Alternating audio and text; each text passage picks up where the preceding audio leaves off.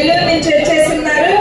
మంచి కవయిత్రి, అందరినీ కలుపుకొని పోయేటువంటి మంచి స్నేహ స్వభావం ఉన్నటువంటి వారు. నిత్యం వంటలు ఎలా చేయాలి అవన్నీ కూడా మనకి చేసి ఫేస్బుక్ లో పెడుతుంటారు. కొన్ని మనం ఫాలో అవ్వచ్చండి. చాలా రుచికరమైనటువంటి వంటలు చేసి పెడుతుంటారు. అనేక రకమైనటువంటి కవిత్వాలు రాసి ఉన్నారు. అనేక జిల్లా రాష్ట్ర పురస్కారాలు కూడా, జాతీయ స్థాయిలో పురస్కారాలు కూడా వారు పొంది ఉన్నారు. వారికి శ్రీ కళావేదిక తరపున అభినందనలు తెలియజేస్తున్నాను.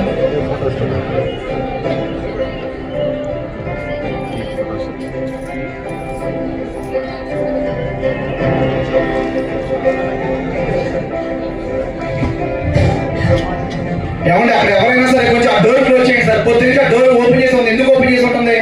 కొంచెం అది డోర్ క్లోజ్ చేయండి సార్. ఇదేమో ఫ్రీ షో అండి. ఈ డోర్ కూడా క్లోజ్ చేయండి, ఆ డోర్ కూడా క్లోజ్ చేయండి.